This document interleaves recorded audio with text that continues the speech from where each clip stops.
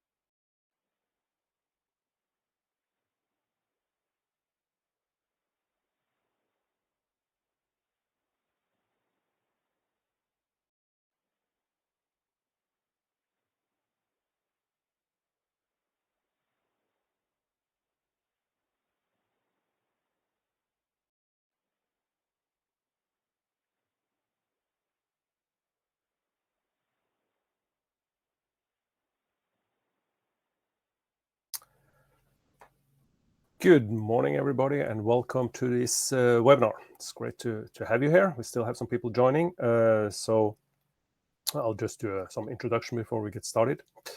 We're going to talk about the Battle To Onboard and also why financial service providers are losing 68% of their online applicants.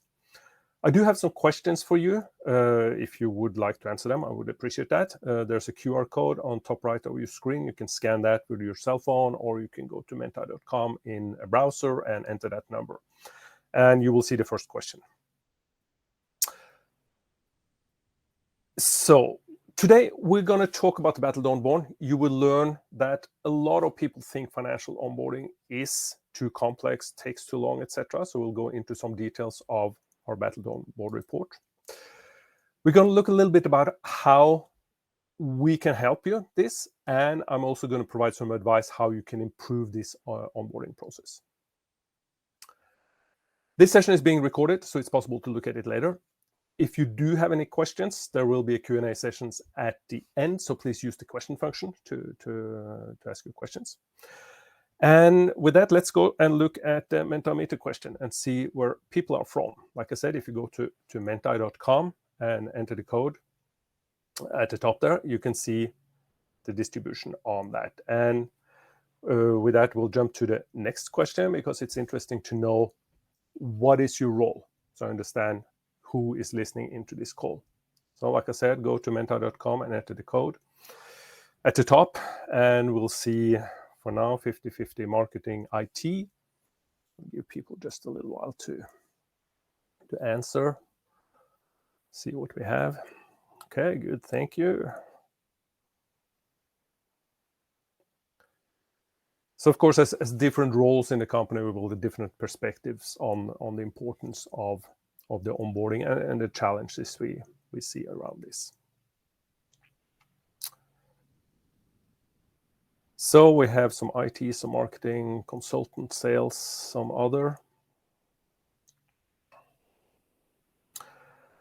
So my next question is about the abandonment. So I mean, I'm going to talk about this Battle To Onboard report, and of course I've already revealed in the title of the webinar how many abandoned, but it would be interesting to see how many of you have abandoned onboarding for financial services. So if we jump to the next question,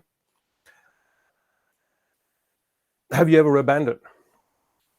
And it's just interesting to see in this audience, I mean, where are we? Okay, for now, 100%. Let's see. let's do it like this. We show percentage, okay, 86.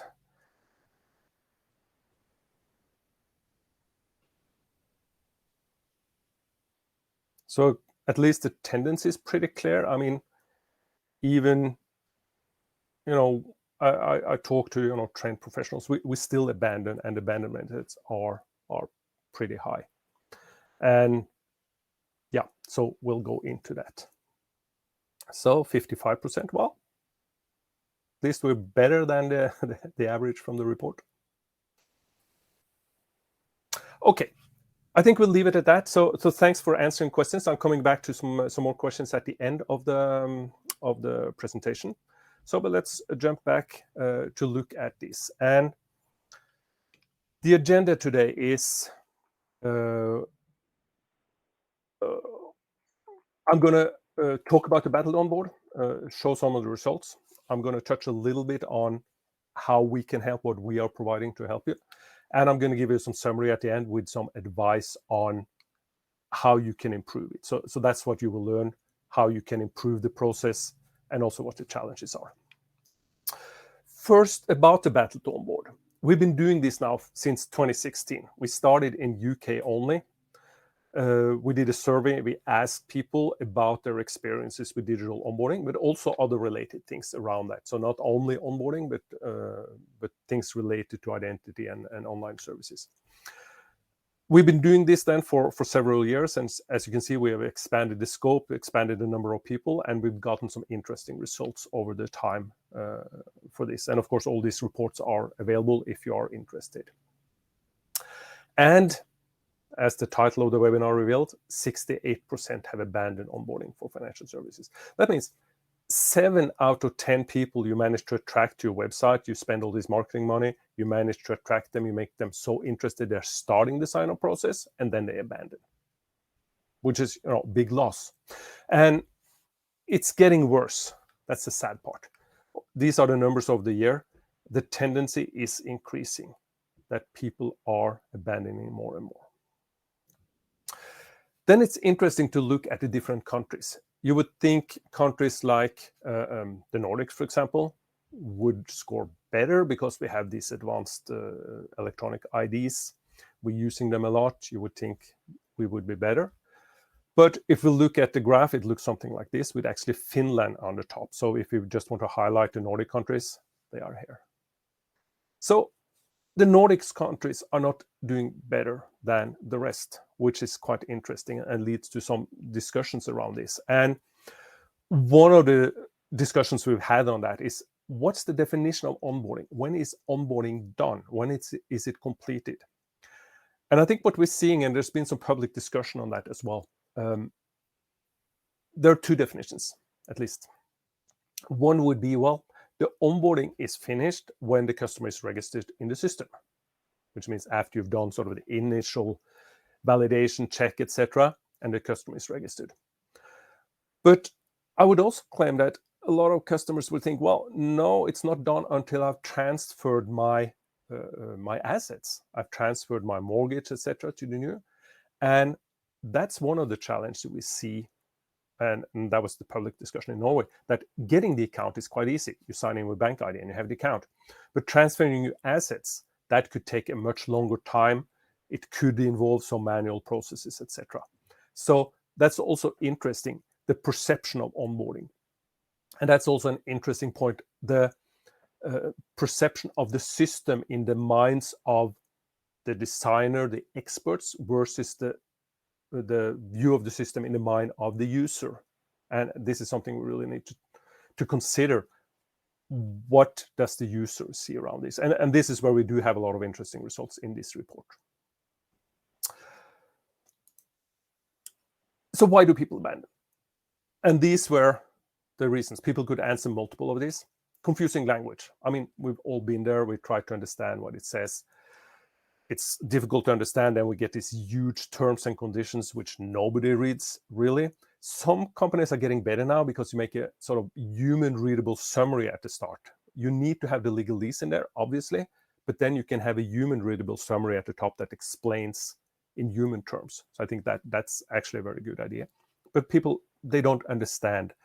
I've tried an onboarding where it looked like if I onboarded, it would automatically transfer my assets, which was not what I wanted. I just wanted a new account in a different bank. Still, a lot of services require physical information. And we see that even in Norway, where we are very digitized. You need either to provide print out and send a form in the mail, or you receive a PDF that you need to print, you need to sign and scan and send back. And I mean, this disrupts the whole process.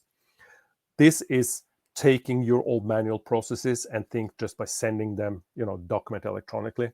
This is you're digitizing the process.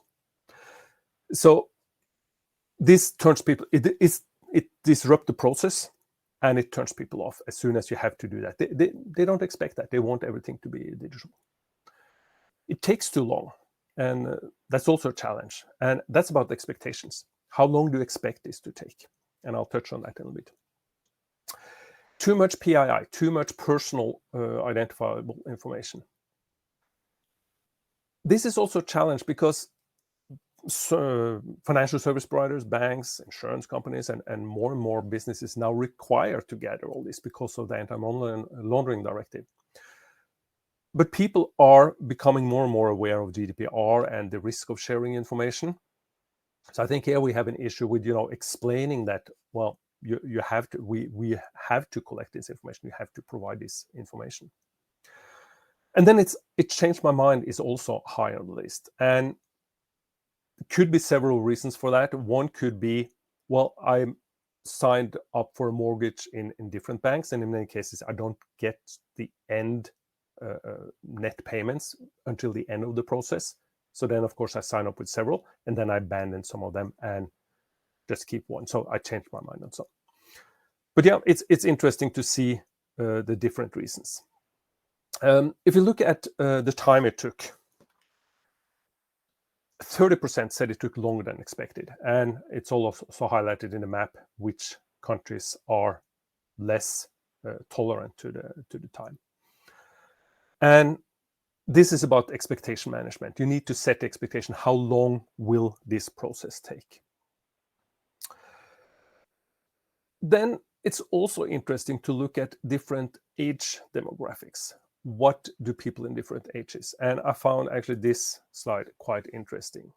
6% of this 18 to 24-year-olds, they found the process painful. Okay, so they can answer, difficult, very difficult, or painful. And we see the tendency of going down with age. And it's very typical looking at other graphs where we've looked at the different ages. This is a very typical graph where you have different perception on and different expectations. It could mean that as older people, we are now more used to bad user experiences and so on, more tolerant to that. Of course, younger kids, they have lived all their life using digital services. Some of them are very good. If they then run into an old-fashioned system for onboarding to a bank, well, this is going to be painful. So, and I mean, I saw an article somewhere where people rather go to the dentist than open a bank account. And I mean, that just, again, proves this point. And these are the people that actually went through with the process. They found it painful. So this was some of the results from the report. Some other results, not directly related to the onboarding, but also that we got out of the survey. 42% had been unable to access their financial services. About the same as the last report. And of course, this is a challenge, especially it was during COVID, because in a lot of cases we had lockdowns. You couldn't visit a branch. You had to do this digitally. And then when that many people are locked out of their financial services, well, that's a big challenge that we really need to look into. We also asked about fraud, and 1 out of 4 have had a fraudulent transaction or security breach. So this is a big problem. And we see fraud is increasing. The fraudsters are getting more and more advanced, and the phishing attempts are really good, and there's a lot of discussions going around how to fight that. And Well, if you look at the different countries, we see we had different rates in the different countries. Sometimes we forget that the fraudsters are professional companies. They're being operated like any other company, where they have their revenue goals. They have different departments doing different part of the fraud. They are professional fraudsters, and they are really good. So they will be able to fraud people. And I think especially during COVID, when so many inexperienced people suddenly were forced to go online, they didn't have the guards up. But still, if you have the guards up, well, you will be fooled. And I mean, we all fall for the phishing attempts. Not long ago, I went into one of those as well. We all do that because the fraudsters are really good. But the good news on that one is that when they had a fraud, 65% felt that they were protected by the service provider. They were taken serious. They got the help they needed, which is good. But still, 25% did not. And that's what we need to work on. Not claiming that if you frauded, well, you're stupid, or you acted wrong, or you were negligent, or something. We need to look at how we can help the people that are frauded. Again, transformation. Of course, COVID-19 has been a huge transformation. It's boosted a lot of digitization. And again, back to the Battle To Onboard report, 28% of people expect banking to be permanently changed. And we see the different countries have different numbers on that, obviously. So this is an expectation. This will be changed. It will be more digital services as a result of this digitization. More people have been forced online. We're getting more used to using the digital services. And just for some completely different research, we see some of the challenges around this for the financial institutions. That 84% say that the IT environment has changed more in the last 12 months than in the entire lifespan. This was in November 21. So it's a big stress on the organizations, and it's putting a lot of stress on their organization and their IT systems. And again, another research saying, 83%, but this is their shopping cart. A lot of people abandon them, and signing attempts. And as Andres Caesar from Forrester says, I mean, identity has become more important since COVID because the physical boundaries have been more irrelevant. Also, I found this interesting, that 64% say that cross-border identity credentials is important. This was the intention of eIDAS version 1, to create a cross-border identity that you use in different countries. I guess we can say that part of eIDAS 1 wasn't that successful. We didn't really have seen a lot of take-up. We're hoping now eIDAS 2 with a wallet will be better on that. But I still find it interesting that so many people recognize the need for cross-border for identifying yourself in different countries. So, but it's it's a high number. So some good news from the report as well. Well, I said that 30% said it took longer than expected. Well, 35% thought it was quicker. Not forget that. Some of the processes are actually very good, and they go through very fast. But still, we need to look at that 30%. There's also an understanding, because about half the people understand why financial applications are somewhat difficult. Meaning they recognize, well, getting a bank account is more complex than signing up for an email address or a Twitter account or some shopping service. So there is a recognition, but maybe this is something we need to work on educating, saying, well, there are reasons why this process is so complex. And also about half, they said, well, if we can reduce fraud, I would accept a more difficult application. And again, the age demographic is interesting, because as older you get, the more willing you are to help with this, maybe because we have been exposed to fraud. And my question is, are the financial service providers, are they good at explaining why this process is so complex? I'm getting back to that at the end. So then a little bit about how we can assist in this process.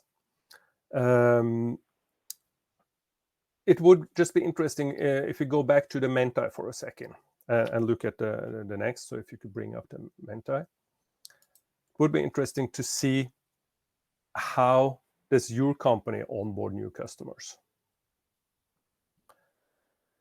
So if we could just have a look at your Menti. And of course, if you don't do onboarding, well, just answer don't know. So just go to menti.com, enter the code, or if you already had the app up and running, you should see the next question right there. So we see a lot of EID usage, probably then from the Nordics. Some using digital identity scan.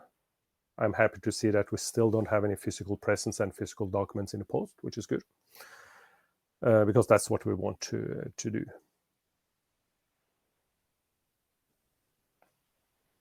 And yeah, not really surprising that we see digital identity as an important part of this, and also digital document scans.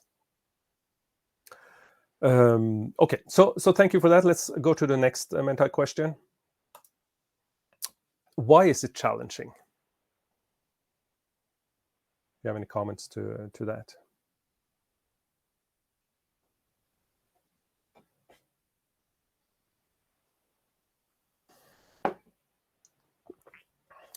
Too much work, yeah. I can relate to that. Lack of system support. Okay, whoops, sorry. Let's go back here.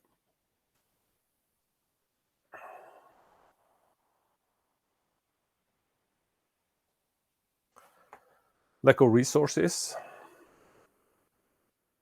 Okay, other reasons as well. Too high volume. Yeah, that's well, it's good that you have a high volume, but of course, if it's a problem doing this because you have volume, okay, it's not challenging, which is good. I mean, somebody has made a good job on this. So, I mean, lack of resources. Well, I mean, as financial service provider, you have to comply with the AML directive. You have to spend the money to do this, right? And then also to handle the big volume. And yeah, it can be a lot of work, and the lack of system support. This could mean different things. I'll touch on now in my next slides a little bit on how we can help, what we can provide as tools to help you with this process. So thanks for answering the question. So just very briefly, unless you're familiar with Signicat already, this is the company, and it's not completely updated the map because we recently acquired a company, so we're also now a UK coverage. We have the roots back from 2006 in the Nordic region, and also strong presence in the Benelux area. We are more than 450 identity experts, and we do offer the full cross-border identity journey. And we cover all the EIDs throughout Europe through one API, and that simplifies a lot. So at a very high level, this is what we do. We help with sign-up. That means identity proofing, KYC, KYB. This is the first time interaction with new users. We help with sign-in. That's the same user coming back, the authentication, having a strong authentication. And then sign it, electronic signatures, seals, timestamps. That's when you want to commit to something. So just a very simple. Just like to show you a view of the high-level KYC or onboarding process, if you like. Our view on this consists of these different parts. The first part is identity proofing. So determining is who this user is, and I'll look at that in a second. Then it's the core customer due diligence. This is where you do the background check. This is where you look up in registers. Is it a PEP? Is there a risk involved, etc.? Then there's a risk assessment. Are we willing to take the risk of onboarding this customer? And of course, we cannot do that on behalf of our customers because the risks are theirs, but we can help you with the process because we have the tools. And then it's the ongoing monitoring. And of course, we don't do the transaction monitoring of where people are transferring money. But as part of that, you would trigger, well, suddenly now John Erik started sending money to a risk country. That means, well, maybe we need to go back and do identity proofing or do the core due diligence again. Or maybe the passport expired, or you have changed the regulatory requirements, etc. So that's a simplified view on the high-level process.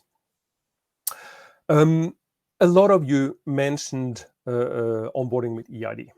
And the interesting part with EID is that, well, there are a lot of them and they're being used a lot.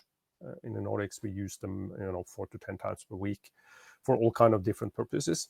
And the relation between the EID and the user, the owner, is actually pretty good. You know who owns it.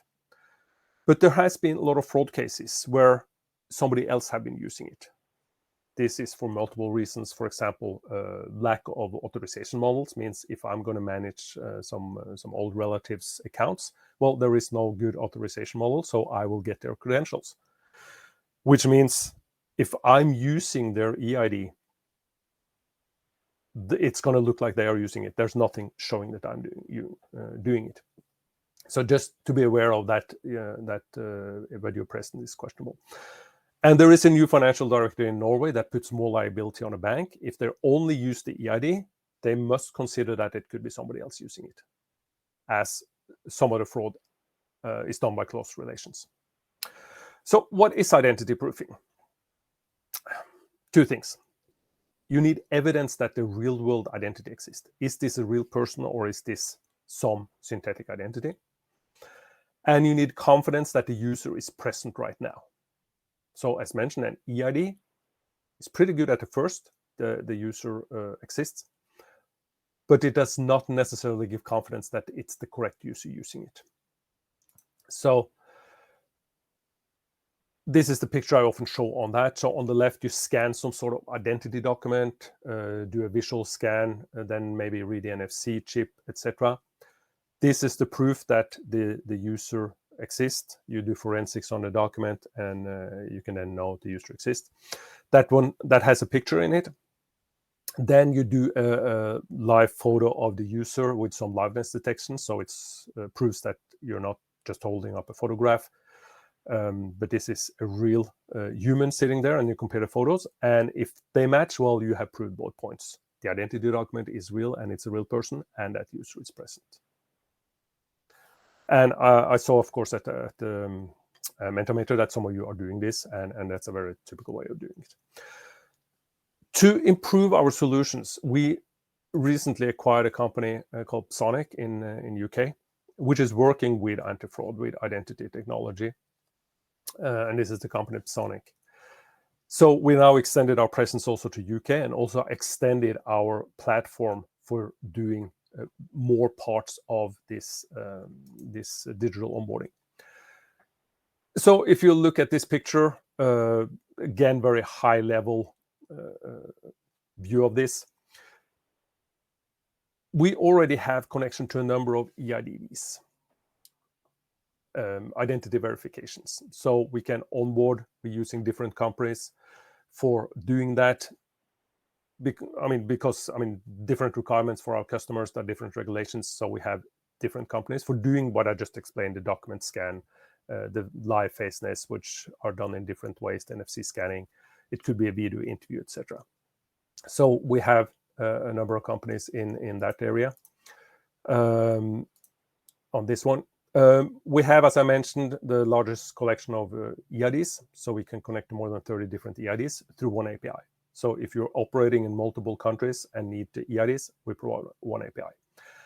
And then we also provide a number of registers for doing background checks. Is this a politically exposed person? If it's a company you're onboarding, we haven't talked about that and all, and that wasn't part of the Battle to Onboard either. But if you're onboarding a company, you need to check both the person, but also is that person authorized to act on behalf of the company, and who are the UBOs, the ultimate beneficiary owners, etc.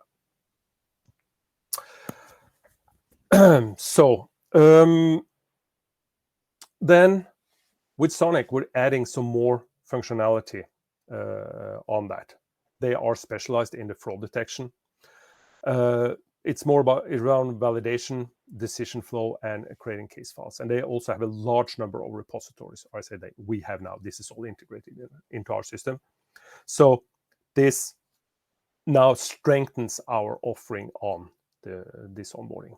We're doing a webinar on June 17th, if I remember correctly, on this acquisition, if you're interested to learn more about how this is improving our solutions.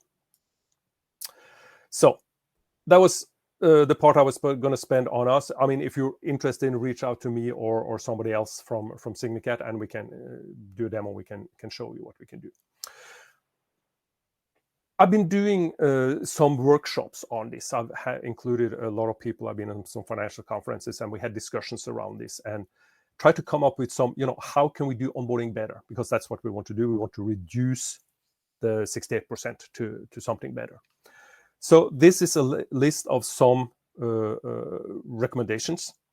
And if you have other recommendations, I would really like to have that. So please give that feedback, add it in a question or send it to me or something. So 1, set the expectations. As we saw, 30% thought it took too long. Well, too long is about expectations. You need to set, okay, you need to set aside this much time because this is how long it's going to take.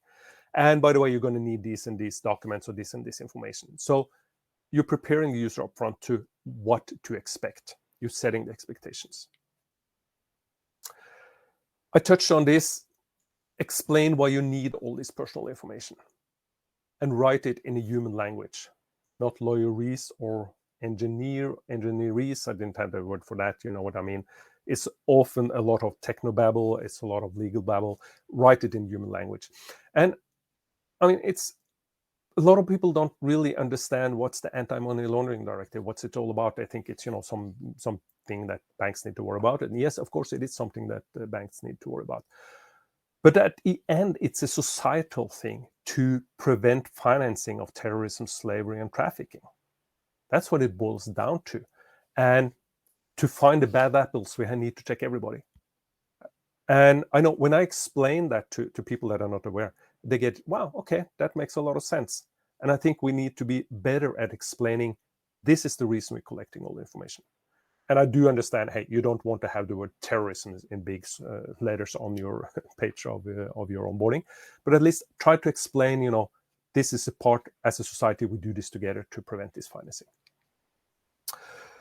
Allow the user to continue later. Sometimes if you abort the process, well, you need to start all over again. It's not good because if this is going to take 30 minutes, it's probable that you will be interrupted. You need to continue later. Also, something we're looking into by first establishing a mobile ID token, so it's easy to come back later and continue. I think that's an important part. Do you have to collect everything up front? I know this is the traditional way for onboarding. I mean, onboarding is a Boolean parameter. Either you're onboarded or not. But could you get the user through the door as fast as possible? Get them in, get the account, get everything set up, have some caps on how much money you could transfer, etc. Some limitations until you have registered more. And if you look at some of the neobanks, this is exactly what they do. They make a very simple onboarding process, and then they add more, request more later to be able to continue. Adapt to demographics is an interesting one. We saw the graphs with the people where 6% of the 18 to 24-year-old found it painful. How can we address that? Can we make different processes for the young kids and the older guys? Is it possible to do something? Can we do different processes in different countries? How can we do that? I don't have really good answers to this, but I think that's something, especially on the age demographic, it's so apparent that there is a difference between the millennials, the Gen Z, and us older people. We should take this into account to embrace everybody.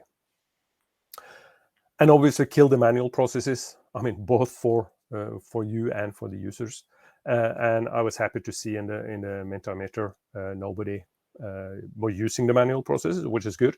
But I know they're still out there. And in Norway, there was a big uproar when one of the big banks sends out a 6-page paper form to all their customers to do the re-KYC, and people had no idea why to do this and so on.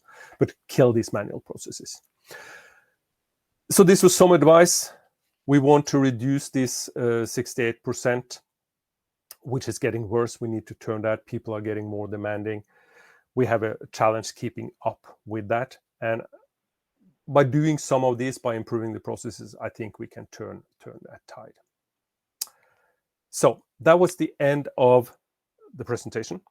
There is a QR code at the bottom. When you scan that one, you will go directly to the report. Then we'll see if we've gotten some questions. So let's see. Will the participants be receiving these slides? Yeah, we can send out the slides, and also the recording is available. What do these numbers look like in B2B? Any insights on that? Okay, so this was specifically asking about end users, consumers, about their onboarding experience. So we haven't specifically asked about business onboarding. What we can deduct from this is that business onboarding is even more complex, because you need to do all the people onboarding first, right? You need to do the identity proofing. You need to know this is a real person. You need to know that user is present. In addition, then you need to look up in registries to check, am I authorized to act as on behalf of that company? What are the owners, etc. So no specific insights on that. We see the trend is increasing. We see more and more want to do business onboarding. So that's interesting to see. I also would expect that if you're onboarding a business account, you would expect this to take longer as well. But again, this is my assumption on that. So yeah, just some comments on that. Another question. What do you consider to be the best method to onboard new customers? Well, I mean, I've touched on some of this already. I mean, I would say, as I said, make it easy to get in the door, right? Make a simple process to get started, get the customers onboarded, and then ask for more later. And I know that could be challenging. You may need to keep some more information on, the strength of the onboarding. You may need to have some caps on how much money you can transfer. But I think that is one thing to think about. And also make the process smooth. I had advice in my presentation. Kill the paper-based processes, make it simple. Use EID if it's present, ask for presence at a later stage. Do you do consultancy on onboarding process in different countries? No, we're not a consultancy company. We offer advice. We help our customers to get started on this. We have partners in different countries that can help with the process. But of course, we offer advice on a high level on how to get started and make this better. Right. Another question. How different are the AML regulations in different countries? Well, AML is a regulation, so it should be the same in all countries. It applies to all EU countries. But there are still differences, especially when you start checking things like a PEP, for example. Political exposed person is something you need to check as part of the process. And for example, in Norway, if I was a PEP, if I was a politically exposed person, my wife would also be considered a PEP. That's by Norwegian definition. If you go to Germany, my wife would not be a PEP. Similar with UBO, ultimate beneficiary owners. There are different ways of calculating that when a person owns a company that owns a company. So that's also something to take into account. How can I get the Battle To Onboard report? Well, I had a QR code. It's at the end of the presentation. But also, if you go to signicat.com and just search for Battle, I think that's all you need to search for. You're going to find the Battle To Onboard. Okay. Let's see. Is there a digital onboarding technique that works best? Well, that is the challenge. I think that's back to my demographics. We need to start looking at that, I think. And I don't know anybody is doing that, but what if we could address both the age demographic and the geography and consider this to know, well, people in this country likes this and people in that country likes that. We can set that differently, and also on age groups. So I think that's what we need to do. But at the core, I mean, basically it's proving that's a real person and the person is present. And of course, the document scanning that we offer is a great way of doing that. Okay, what are the latest developments on a cross-border identity? Well, I think the latest thing that's happening there is EIDAS 2 that's coming out now. There's a lot of activity. There's some large-scale pilots being initiated right now. And that's around the digital wallet. So instead of using an EID in the traditional sense, you will use a digital wallet which contains your credentials, and you use that to present to the service provider. And it has some advantages that it will limit the amount of information you share. It will the issuer of the information won't know to whom you presented it, etc. So that's the tendency. We're going towards an identity wallet, which hopefully should be digital, but we are in the starting phase of this now. Okay, so I have a question here now. I do not really understand the statement, get them in the door first and then ask more. Is it really clear, at least in Norwegian regulation, the CDD should be conducted before the customer relationship is established? Could you elaborate on this, please? It seems also kind of contradictory to the fact that you need to do the risk assessment first. Yes, and it is contradictory. I know. But I think, I mean, doing a business, you always do risk. And if you look at the neobank, this is typically what they do and why they attract such a big customer base. So you're taking a risk in that period by sort of letting them in without having done everything. But the user will get the impression that, well, this was really easy to get in there. And then a week or two later, you know, you will be said, well, okay, now you will have to need to provide more information to prove who you are, or we'll do some more background checks at a later time. Of course, looking at regulations, you will be taking a risk here. But again, if you put a cap on the accounts, how much you can transfer, for example, that would reduce that risk of money laundering, because that's what we're looking at. So yeah, so it's a balance here. I mean, if you're going to do a complete extended due diligence, that could take a long time and the user is waiting and not getting in the account. So maybe you just want to let them in first, and then while they have started using the service and their perception is that, okay, I'm a customer, then you can do some of that. But yeah, it needs, of course, to be considered against risk and, of course, the regulatory requirements. Right, so we still can do some more questions if you have any. I just need a short drink.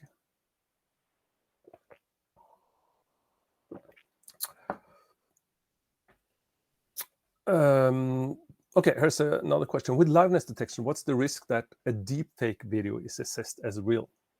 Well, the fraudsters are more and more clever, so they will always, it's always a race, right, to make better liveness detection and fighting the fraud, etc.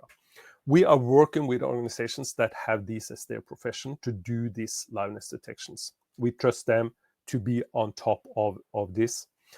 The deepfake videos are good, but still it's possible to detect them. There are different ways of doing the liveness. Some of them are using you move your camera back and forth to get different depth of field. You're told to smile or do things. Of course, you can do that on a deepfake as well. Some of them use color flashes that light up different parts of the face, etc. So, but yeah, I would say that the risk as of right now is not that high. And like I said, we're working with companies that have this as a profession.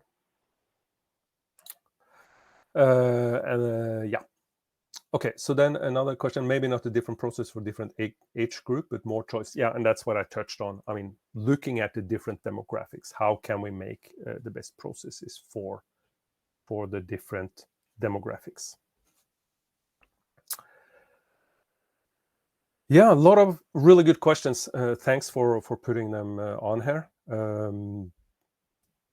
I really appreciated everybody joining the webinar. Really good to have you on here. I hope you learned something here that there was some value for you on this. I have just one last Menti question. Just a quick evaluation. So if you could just spend a minute or two and answer that, I would appreciate that.